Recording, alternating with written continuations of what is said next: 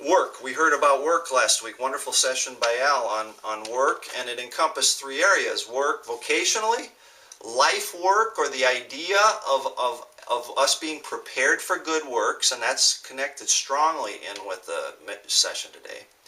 And then rest, learning to be in a rhythm of rest. So rest and work. We have traditionally, men thought of work as work, meaning what we get paid for. That's a huge part of it. It is not all of it. We are called for a life of works, part of which is vocational, we get paid for, most of which involves our ministry and the calling we have as Christians. And then in that, we are called to walk in good works prepared for us. And then it's not just a tricky, fancy term. Theologically, it's the idea of things that are attractive to the gospel, things particularly that reach into the lives of non-believers, outsiders, attract them to the gospel. It also accompanies all the things we do for each other in the church. You know, without the right balance, we're just all about doing things for each other in the church, which is better than nothing. And it's wonderful. It's a place really to practice. But it's if we don't get out, if we don't see that as the launching board, where actually most of our time then is reaching others, and then when they come into the church, we do surround people with growth, we're going to miss out on a lot. So work, life work, and then work is actually going to be part of three major spheres we discuss later. Now, this is all the context to lead us into the table discussions. Table leaders, try to pace yourself through this and really hit everything if you can. It's going to be critical to help us get the most out of the rest. But when we discuss this, be careful you don't get into a silo in your table of just talking about that we're going to live missionally to evangelize people. And subconsciously, it's really like another silo. And it's added on to everything else, and so we don't really have time for it. Please think of it, it's unnatural, but think of it as it has to be integrated into everything we do, and we have to rearrange our lives so that it's natural. We have to have our wives on our side to do this. We have to have our children on our side. We will structure our lives. I guarantee, actually most of us already done this. We've structured our lives so that we can't do this in an integrated way. I am calling myself and all of us to a point of structuring our lives so that we have margin and intentionality to do it. It's actually more central, and that might mean radical changes. Forgotten ways, reactivating the missional church.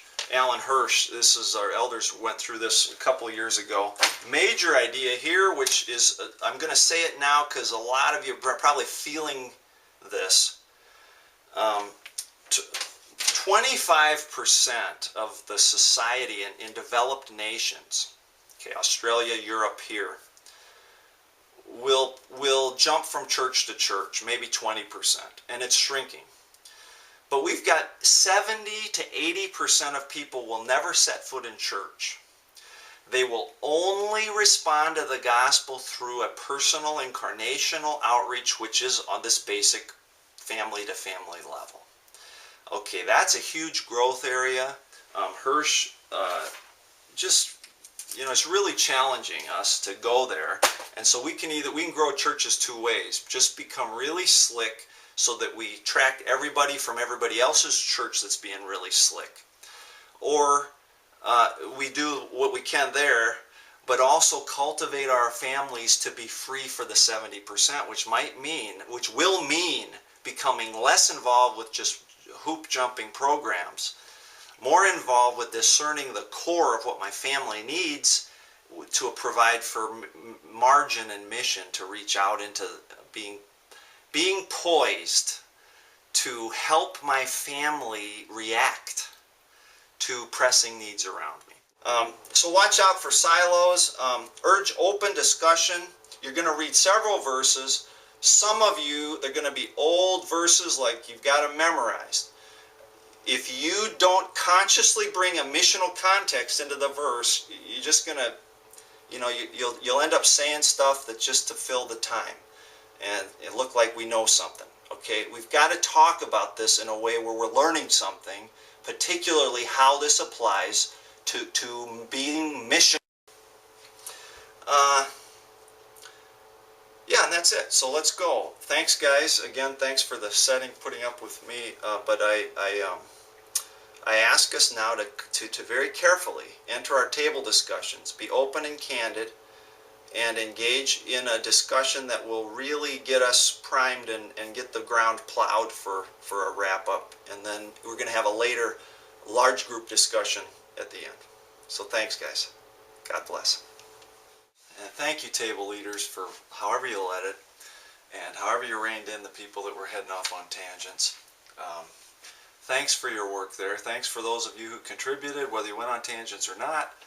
And hopefully we're primed and ready for this next segment. Now this part, what I'd like to do is just hit some big concepts, and build on what you've started, and then lead into a time where you can react and talk about this in the last, say, 15 minutes of today in a large group context. There's open discussion.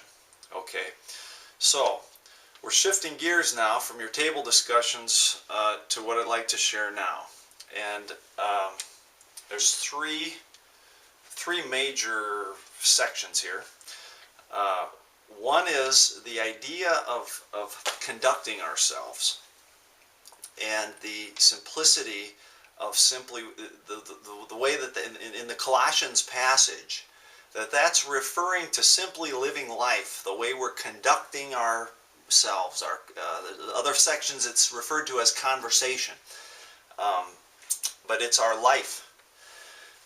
There's a rhythm to that. Second, the idea of good works, the theological idea of meeting pressing needs as they present themselves. So it's within the context of conducting ourselves with wisdom toward outsiders. Conducting ourselves here is generally a radical idea of not doing anything different than living your life. The nice thing about it is you can sustain that because it's not phony. So you just live your life, identify all the people in your major primary spheres of influence, and then cultivate these relationships for the long term, watching for when a pressing need will arise. And they will. And when they do, we react and we're poised. Now there's a couple levels. One is an ability for us individually or as families to meet the need. And then the next level is where it's too big and you coordinate some families to do that. And it could be your home group, your small church, or church, it depends on the size. But that's just it. It's simple. The nice thing about it is we can sustain it. It's not phony. It's not contrived. And we won't burn out unless we just burn out on life, but I suppose that can happen. I felt that way.